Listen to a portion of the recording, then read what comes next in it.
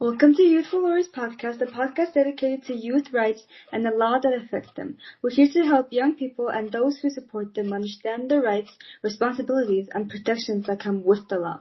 We'll talk with experts, activists, and young leaders to bring you the insight and stories on how the law impacts young people and what they can do to advocate for the change. I'm today's host, Nihush. In today's episode, we will be interviewing Morcati Women's Shelter Foundation. Elif, please introduce yourself. Hello, my name is Elif. I'm one of the volunteers of Morcati Women's Shelter Foundation. I worked as a paid employee at Morcati between 2019 and until last year.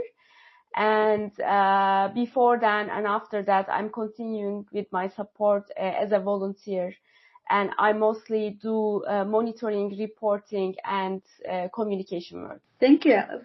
Could you introduce us a bit more about your organization? Yes, Morcati Women's Shelter Foundation is more than 30 years old. We are one of the first organizations who focus on violence against women in Turkey. We have a support center and a shelter. And our main focus is male violence against women, and we provide support to women, legal support, psychological support, and social support as they try to get away from violence. We, based on this information that we receive from women, we also do a lot of monitoring and reporting work. We put pressure on authorities to improve the laws and implementations. So you said it was a violence from men violence against women. Could you briefly describe and let the listeners know what violence is and why it's going on? Yeah. Thank you so much. Yes. So we are a feminist organization. First of all, I should mention that we are feminists, and feminists founded this organization, established it in 1990, and it grew out of the feminist movement in Turkey. And what we mean by this is that we employ feminist methods, and we understand violence from a feminist lens. And this means that we actually direct attention to the patriarchal structures of the society and see that violence derives from and rooted in male dominance in society. And men use violence against women to pressure them, to put them under control, to basically as part of their domination over women. And we mainly emphasize that violence does not actually derive from any kind of like alcoholism or psychological issues or psychiatric issues or like poverty or any other thing, as it is mostly and commonly discussed in the mainstream media. These can be like aggravating elements, but the main issue is male domination over women, and men use violence and different types of violence to continue with this domination. To protect the woman from violence that is going on, what would you say you exactly do, or that is a bit unique from others? Mm-hmm. Yeah, so we mainly, what we see our work is kind of a solidarity work. It's not, we don't build relationships where we are the savior and then the women are saved.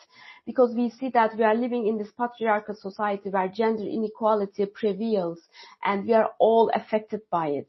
And every woman at some point in their lives definitely experience this kind of violence. So what we do, in terms of our relationship with women, we see that we are building solidarity with them as from women to women. And we provide social support. Social support is kind of the comprehensive framework that we have. And by this, what we mean is that we talk to women for how many times they want. They can call us for more than one time.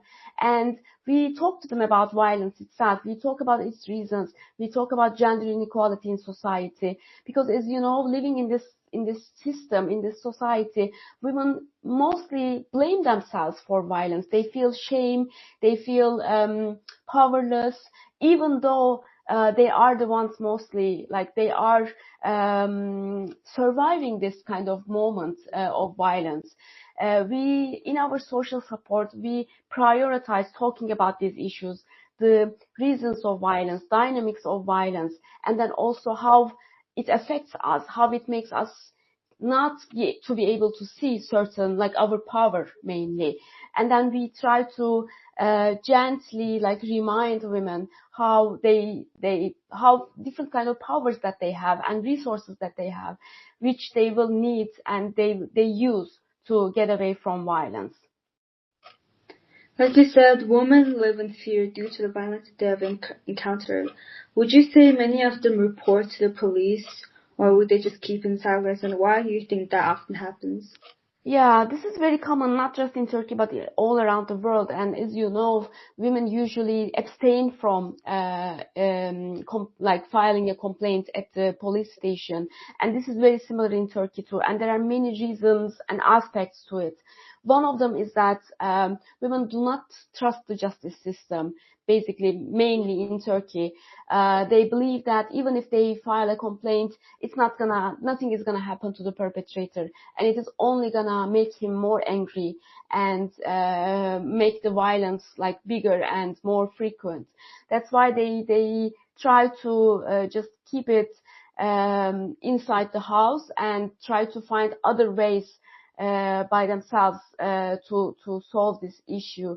Unfortunately, like, as I said, there are many different dynamics to this. It starts even from the idea of normalizing violence, because we live in this patriarchal system. We just assume that maybe, like, we could easily say that he got angry with me because I deserve it. That's kind of the feeling that women have, and that's totally understandable. So it is also, again, like, developing the idea, conceptualizing the idea of violence against women as a crime, which was done by feminists all around the world. It's a very new thing, and it's something that should be discovered, that needs to be discovered by women every day.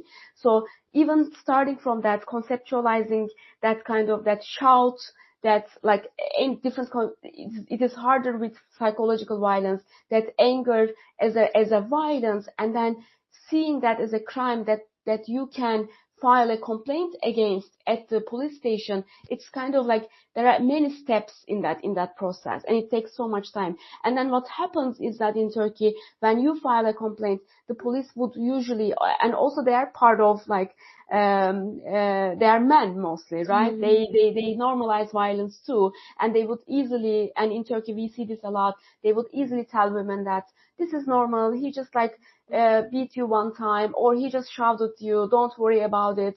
And they would just, like, send her back home, basically, or try to reconcile the situation without recognizing and acknowledging that this is a crime and there should be a punishment for it. Yeah. It's very unfortunate that no one recognizes their pain. Yeah. Would you say that's what started your organization, or what was the starting point, the goal? Exactly. Like, law is very important in Turkey, and I'm sure, like, this is going to be really, really interesting for your audience as well. What started Morcati was, like, a decision by a family court judge who denied a woman right to divorce. She was experiencing violence, and he said that, like, it's normal to have violence in the house, basically.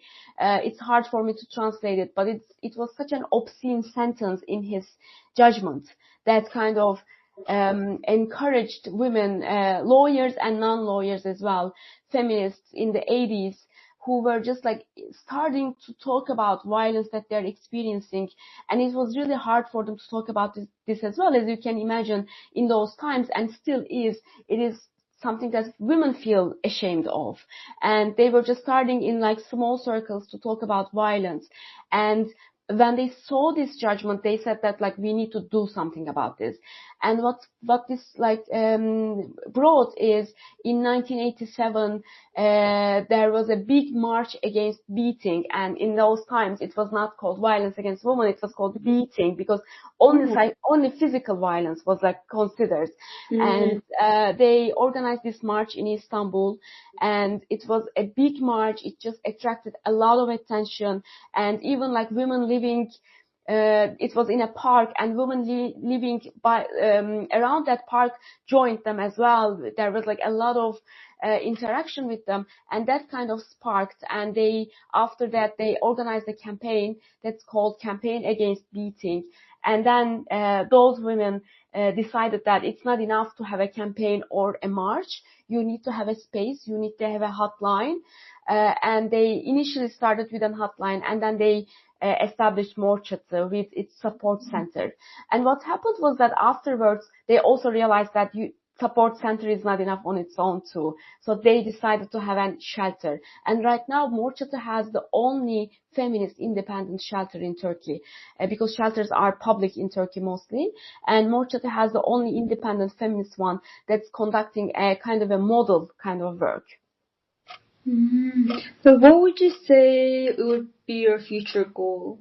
Kind of ending everything, basically ending violence against women, but not just violence against women, because it derives from gender inequality, ending gender inequality, and kind of overthrowing this patriarchal system, basically. Yeah.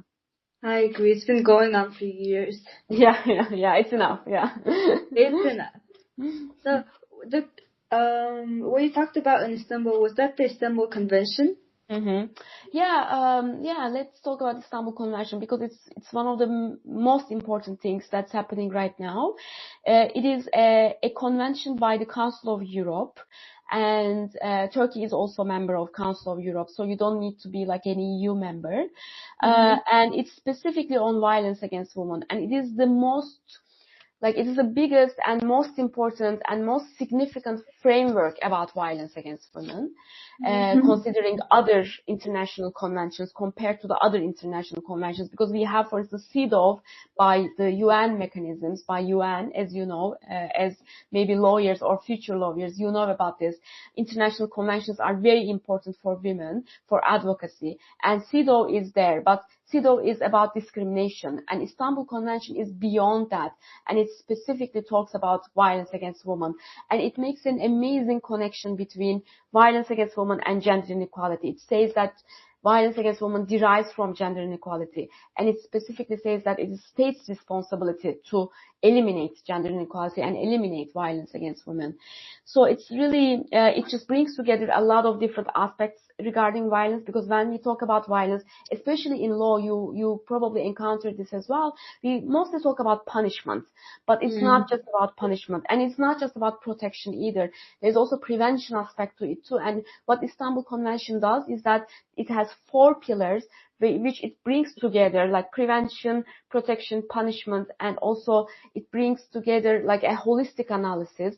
It ties them all together and shows us that it starts from like an education in kindergarten, and then it's just like it's about the whole system if you want to end violence against women. So that's why Turkey, and it's called Istanbul Convention because Turkey was the first country to sign it and ratify it, and Turkish officials encouraged Council of Europe members to come to Turkey and sign it here, and that's why it's called Istanbul Convention too. But then starting from early 2020s, there was an attack against it, saying that this is against family, this is distracting our family, and which led to Turkey's withdrawal even from the convention. Turkey is the only country now who withdrew from the convention, but unfortunately there's a lot of like right-wing, homophobic, racist, misogynist attacks against Istanbul Convention in Europe as well. I believe I was reading an article about Istanbul Convention and they withdrew. And unfortunately, I feel like that personally wasn't the case in violence against women. And I feel like it just let them continue with it.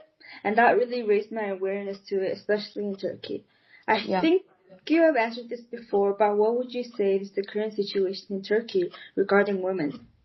Yeah, Istanbul Convention is a great example to the current situation in Turkey, because when we had the Istanbul Convention, even though it's like such an amazing, it just provides a validation and legitimacy to our cause mainly. So even if like we have national laws in Turkey too, and I should really underline that national laws were mostly written by feminist lawyers in Turkey. That's why they are really, really comprehensive. But even if we experienced some kind of an issue with the national law, we would use Istanbul Convention. We would say that at a police station, at the prosecutor's office, at the family court, at the criminal court, we would just tell the judge that, like, there's Istanbul Convention, you know, Turkey signed it, you are obliged by it. So it was like a great tool for us. But even if it was a great tool, it was not implemented properly. And that's the main issue in Turkey. Even though we have a lot of comprehensive national laws, we signed Istanbul Convention, we signed CEDAW and other international conventions, there's lack of implementation.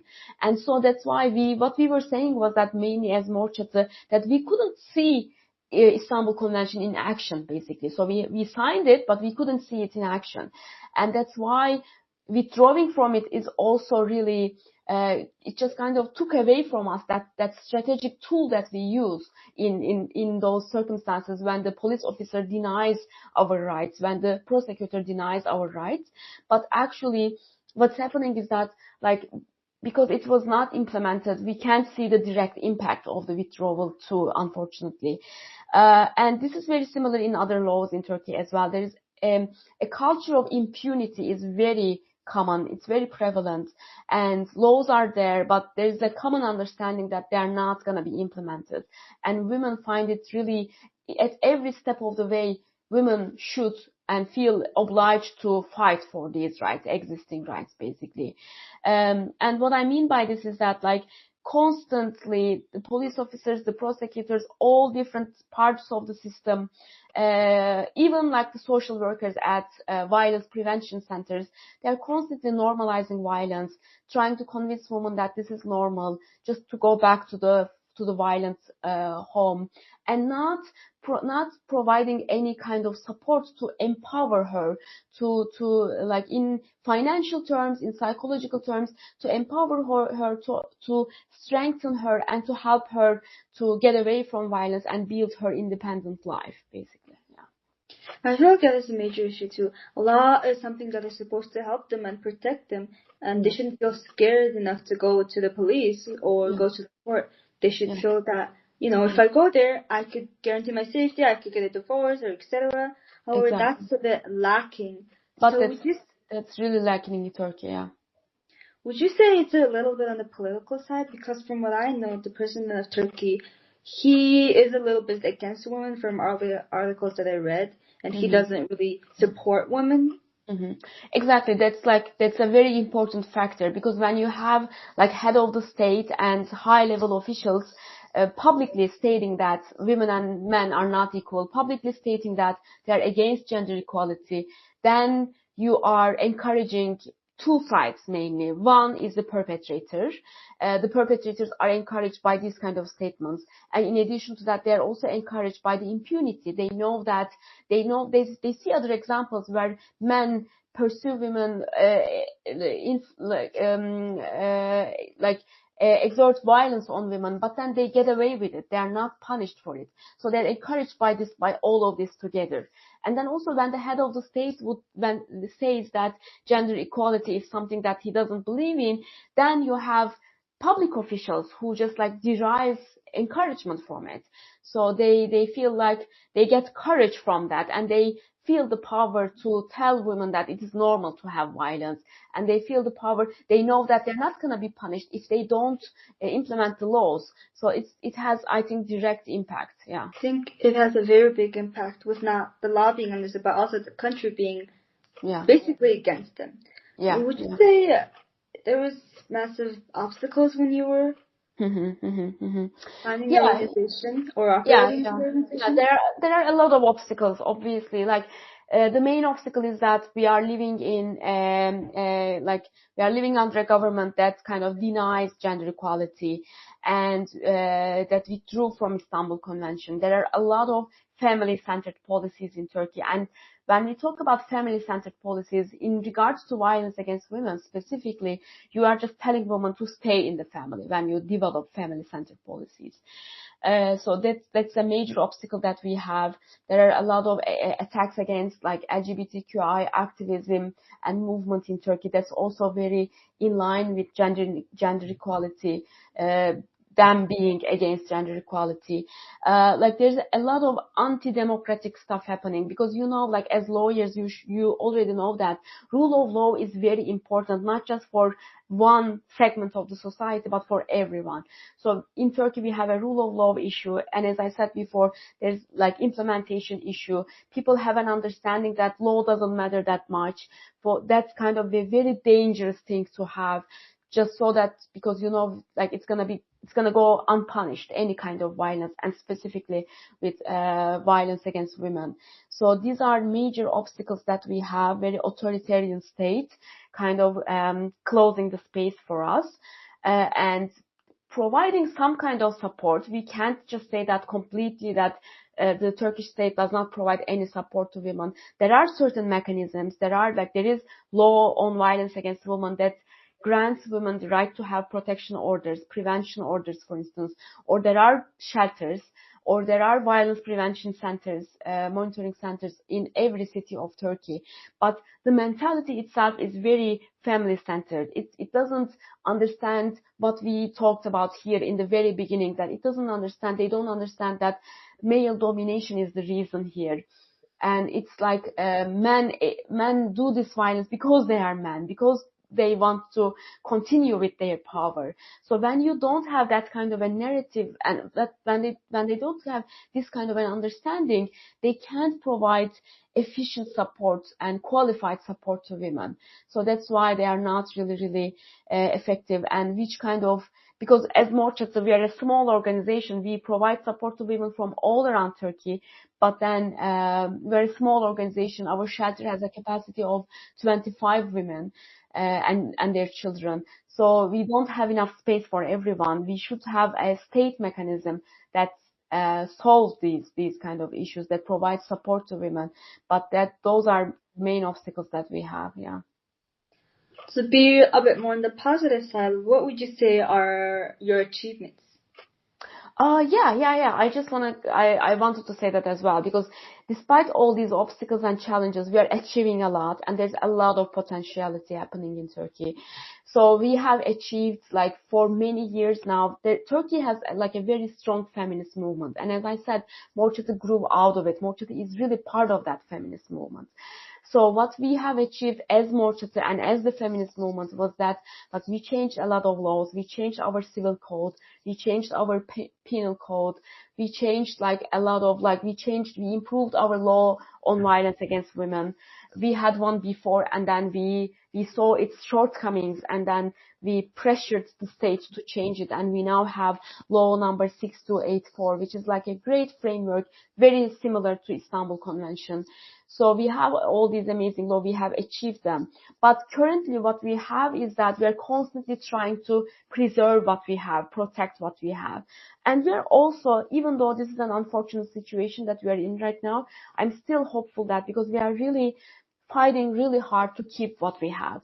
So for instance, with the Istanbul Convention, in the end, we withdrew from Istanbul Convention, but the feminist movement in Turkey, including Morcati, did such an amazing resistance against this decision, which kind of enabled us to reach out a general public to inform them about Istanbul Convention. Right now in Turkey, like with international conventions, as lawyers, you know, like with law and with international conventions, public generally don't know much about them. They don't read these laws, and that's totally understandable. But what happened with the Istanbul Convention is that right now, like, even my mom knows Istanbul Convention. Mm-hmm. At some point, she read some articles in Istanbul Convention because there was such a huge fuss about it. People were just asking, like, what is this about? Like, what is this convention?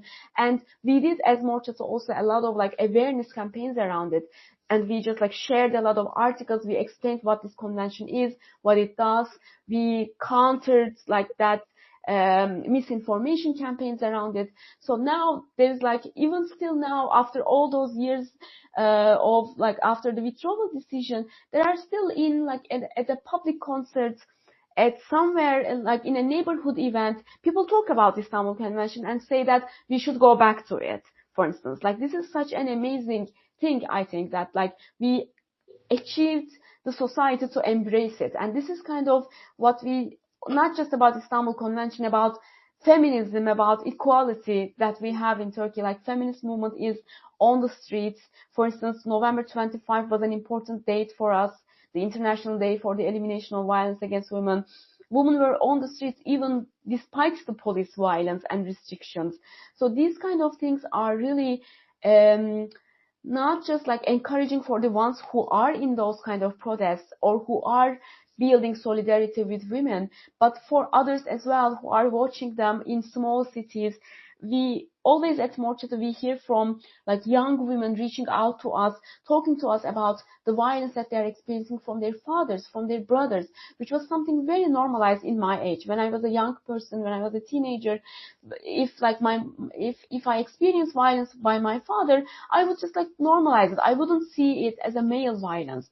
But nowadays there's a huge awareness around it, and young people are more and more reaching out to us with this. Yeah. And I feel like that's really on the good side, because even it reached to my attention of the ongoing issues on violence against women. Yeah. You Yeah, said yeah. there was a kind of a riot slash strike that was going on. Would you say it is often that happens? And would you say the police try to stop it, or maybe the government tries to stop it? Yeah. Unfortunately, in the last couple of years, especially, because we used to have like a little bit more space in the public space, basically. There are two major dates in Turkey. March 8 is celebrated with a feminist night march, and then November 25 is also commemorated and through street protests. And we used to have more space, but currently, and like in the last couple of years, there is a lot of police restriction and oppression and violence happening, unfortunately. So nowadays we can't use the space that we usually use for our feminist night march, and we are trying to find alternative routes for ourselves to march and to have our action.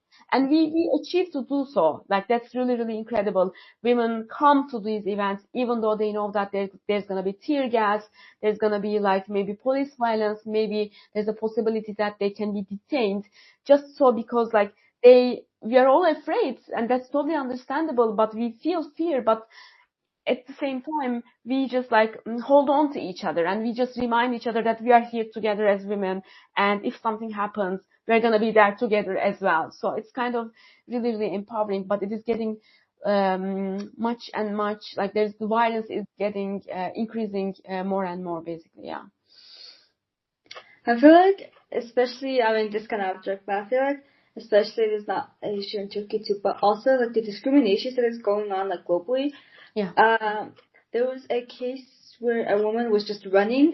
It was a regular jog in her morning, and then a random guy that she didn't even know, and they had no acquaintances, killed her.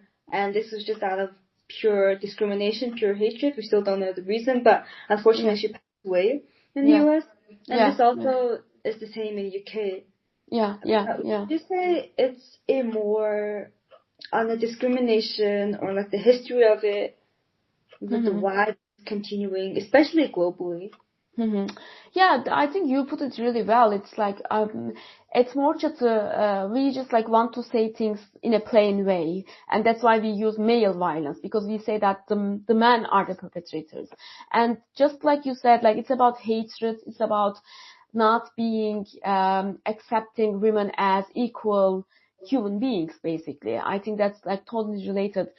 Otherwise, why would a man would just like go and kill a woman that he doesn't even know? Because in other cases, in femicide cases, there's always like a room in the society, and we usually see this in the criminal court judges too. They are just trying to understand the perpetrator. They're always trying to say that like, oh, but she kind of provoked him. Oh, but she like did something to him, and then that's why he just like got really, really frustrated and then killed him, for instance. Like, it is as if like a moment of anger, a moment of rage or frustration that leads to violence, which is actually not true at all, because we see in femicide cases that he plans this, like step by step, he plans this. He sometimes like Googles asking as like, well, how many years would I go to jail if I kill my wife? And then kills her, basically. And very similar with what you are saying here, and this is something that we are seeing in Turkey too. Recently, we had really brutal cases that kind of created a huge reaction within the society, where men kill like women that they don't even know, which is basically that they can't tolerate, they can't understand that women exist, basically, and they're in the society and in the streets with them. That's why they are doing it. Yeah. Especially because the problem, I think, is the normalization of the whole process. I feel like we should kind of develop into a more equality and or a bit more less discrimination society where we can all live safely and soundly. However, just because it's so normalized, I think I've heard of a case where a 17-year-old or a 19-year-old have killed both of their girl classmates. The unfortunate thing is they were all so young, and then he committed suicide after. The unfortunate is that they were all so young and they have a bright future. However, I feel like due to the normal, it's really normal in Turkey, he thought it was okay. Yeah, exactly. Yeah. That's why I mentioned that too. Yeah, it's really normalized and it's such an unfortunate thing because it's like really, and also it's very much, unfortunately, it's very well established within the society, discriminatory approach. Yeah. Would you say, what is a specific case that is solved by your organization or that is a bit more memorable? Yeah, like maybe not solved by us, but there's a major case that I want to talk about, and it is a case at the European Court of Human Rights. I think that's why maybe it can be interesting for you and your audience too, and you can check this out. It's a case called MG versus Turkey.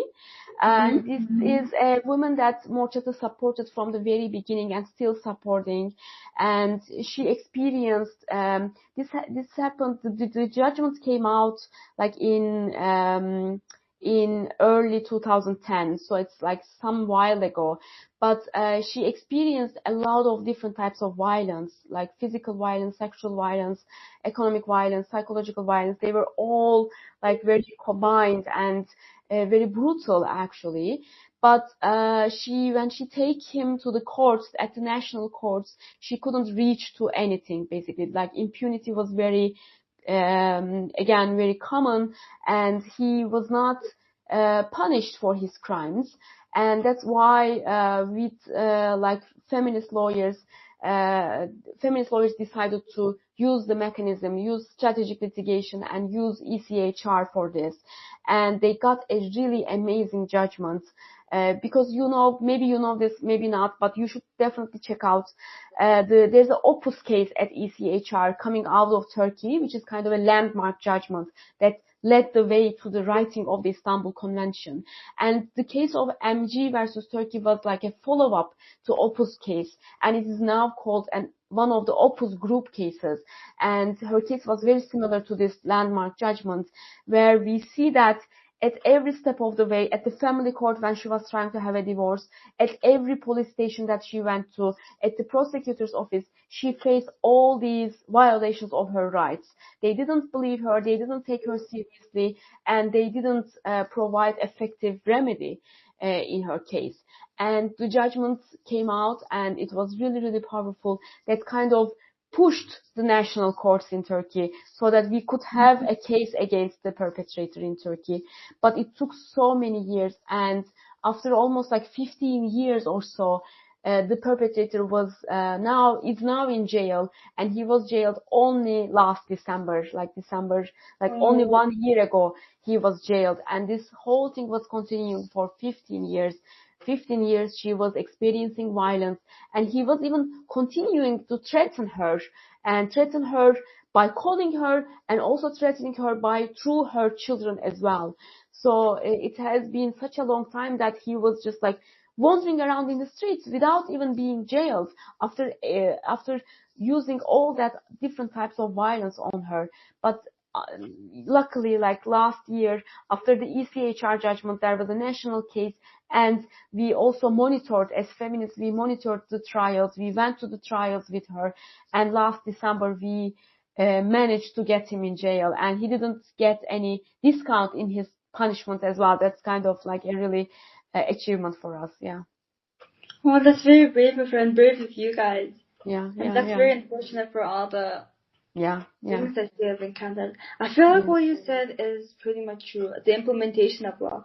Because law especially, just not against like women, but law in general takes a long time. It takes long discussions and Um, people can veto it. There's like a lot of against it. Not everyone's gonna go for it.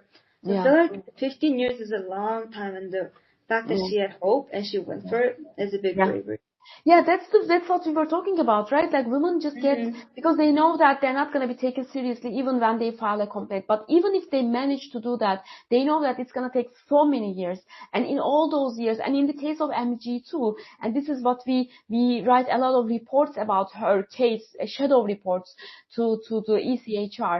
And we always say that like the state was not there to support her during these 15 years. Like it's the most important thing.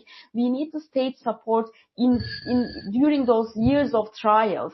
She needs like financial resources, she needs psychological support, social support, but state was not nowhere to be seen. Yeah.